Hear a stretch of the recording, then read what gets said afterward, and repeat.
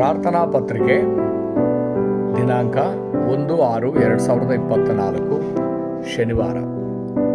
ಶಿರೋನಾಮೆ: ಪ್ರಾರ್ಥನೆಯ ವೇದಿಕೆಯನ್ನು ನಿರ್ಮಿಸಿ. ಹೆಚ್ಚಿನ ಭಕ್ತರಿಗೆ ಪ್ರಾರ್ಥನೆಯ ಬಗ್ಗೆ ನಿಜವಾಗಿಯೂ ತಿಳಿದಿಲ್ಲ.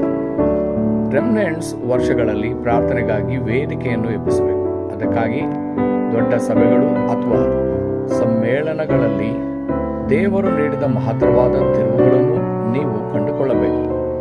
ಆಗ ಮಾತ್ರ ನೀವು ಸಾಪ್ತಾಹಿಕ ಪ್ರವಚನ ಪೀಠದ ಸಂದೇಶಗಳಿಗೆ ಸಂಬಂಧಿಸಿದ ಹರಿವುಗಳನ್ನು ನೋಡಬಹುದು. CVDIP ಅಂದರೆ ಒಡಂಬಡಿಕೆ, ದರ್ಶನ, ಕನಸು, ಸ್ವರೂಪ, ಅಭ್ಯಾಸ. ಪ್ರಾರ್ಥನೆಯ ಪ್ರಯಾಣವಾಗಿದೆ.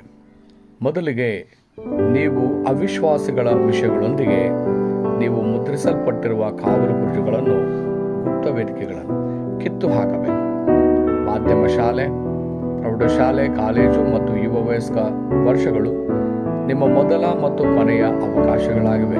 ಹಾಗಾದರೆ ಇಲ್ಲಿ ಹೆಚ್ಚು ಬೇಕಾಗಿರುವುದು ಯಾವುದು?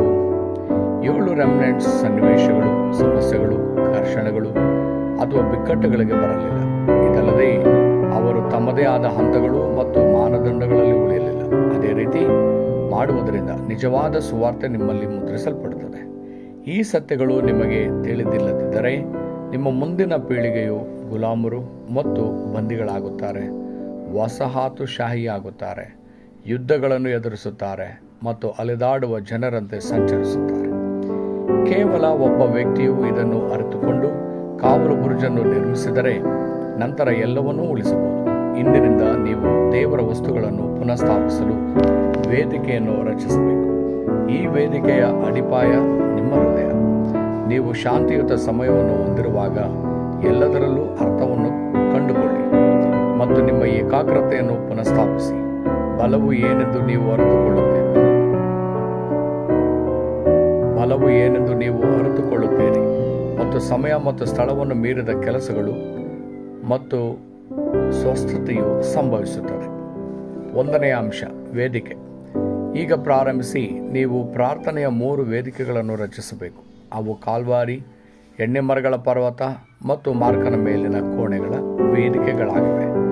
ಇದು ಮೊದಲು ಅಸ್ತಿತ್ವದಲ್ಲಿದ್ದ ಪುರಾವೆಗಳನ್ನು ದೃಢೀಕರಿಸುವ ವೇದಿಕೆಯಾಗಿದೆ ಮತ್ತು ಭವಿಷ್ಯವನ್ನು ನೋಡುವ ವೇದಿಕೆಯಾಗಿದೆ. 2ನೇ ಅಂಶ: ಪ್ರಾರ್ಥನೆಯ ಕಾವಲು ಬುರುಜು. ಯೋಸೇಫನು ಪ್ರಾರ್ಥನೆಯ ಕಾವಲು ಬುರುಜನ್ನು ಹೊಂದಿದ್ದನು. ಆದಿಕಾಂಡ 45:1-5.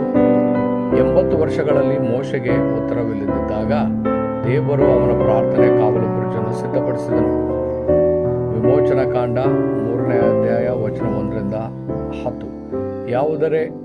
ಯಾವುದೇ ಉತ್ತರಗಳಿಲ್ಲದ ಸಮಯವು ಅತ್ಯುತ್ತಮ ಸಮಯವಾಗಿದೆ. ಸಮುವೇಲನು ಮತ್ತು ದಾವೀದನ ಮೂಲಕ ದೇವರು ಫಿಲಿಷ್ಟಿಯರನ್ನು ಸೋಲಿಸಿದನು. ಇದಲ್ಲದೆ ಸಭಾ ಮಂದಿರಗಳ ಮೂಲಕ ವಿಶ್ವ ಸ್ವಾರ್ಥೀಕರಣ ಸಂಭವಿಸುತ್ತದೆ ಎಂದು ಯಾರಿಗೂ ತಿಳಿದಿರಲಿಲ್ಲ. 3ನೇ ಅಂಶ: ಸಿಂಹಾಸನ ಮತ್ತು 393 ತ್ರೈಕತ್ವ, 9 ಅಶ್ವಗಳು, 9 ಯುಗಗಳ ಉಳಿಸುವಿಕೆ, 3 ಯುಗಗಳ ಉಳಿಸುವಿಕೆ ನಿಮ್ಮ ಹಿನ್ನೆಲೆಯಾಗಿದೆ. ಆದುದರಿಂದ ನಿಮ್ಮ ಆಧ್ಯಾತ್ಮಿಕ DNA ಸಂಪೂರ್ಣವಾಗಿ ಬದಲಾಗಿದೆ.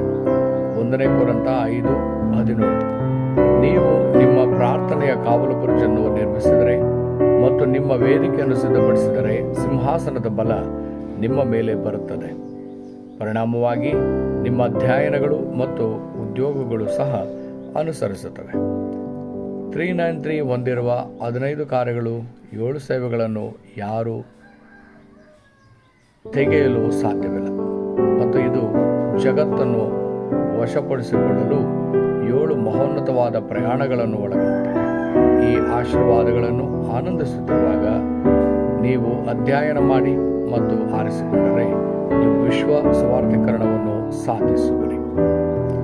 ಒಡಂಬಡಿಕೆ ಪ್ರಾರ್ಥನೆ.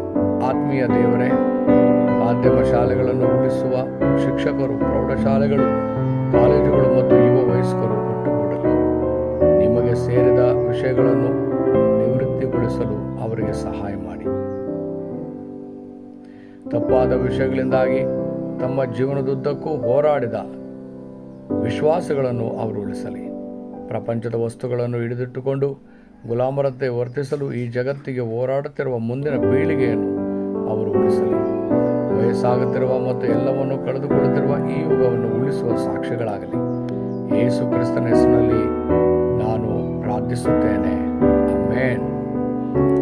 15 ಕಾರ್ಯಗಳು: ಸೃಷ್ಟಿಯ ವಾಕ್ಯ, ರಕ್ಷಣೆಯ ಕಾರ್ಯ, ಪವಿತ್ರಾತ್ಮನ ಬಲ, ಸಿಂಹಾಸನದ ಆಶೀರ್ವಾದ, ಸಮಯ ಮತ್ತು ಸ್ಥಳವನ್ನು ಮೀರಿದ ಪ್ರಾರ್ಥನೆ, 237 ರಾಷ್ಟ್ರಗಳು, ಆದಿಕಾಂಡ 1ನೇ ಅಧ್ಯಾಯ 27ನೇ ವಚನ, 2ನೇ ಅಧ್ಯಾಯ 7ನೇ ವಚನ, 2ನೇ ಅಧ್ಯಾಯ 18ನೇ ವಚನ, ಕಾವಲು ಬುರುಜು, ಅಭೂತಪೂರ್ವ ಮತ್ತು ಎಂದಿಗೂ ಪುನರಾವರ್ತನೆಯಾಗದ ಉತ್ತರ ಮತ್ತು 3 ಯುಗಗಳು. 7 ಸೇವೆಗಳು ಕೇವಲ ಭೂಮಿಯ ಕಟ್ಟಕಡೆಗಳು, 237 ರಾಷ್ಟ್ರಗಳು, ನಿಮ್ಮ ವೈಯಕ್ತಿಕ ರಹಸ್ಯ ಒಪ್ಪಂದ, ಭವಿಷ್ಯ ಮತ್ತು ನೀವು ಹೋಗಬೇಕಾದ ಸಿಂಹಾಸನ, 7 ಮಹೋನ್ನತವಾದ ಪ್ರಾಣಿಗಳು, ತ್ರಯೇಕ ದೇವರು, 10 ರಹಸ್ಯಗಳು, 10 ಅಡಿಪಾಯಗಳು, 5 ಭರವಸೆಗಳು, 9 ಹರಿವುಗಳು, ಜೀವನದ 62 ಅಂಶಗಳು ಮತ್ತು ಶಿಬಿರ.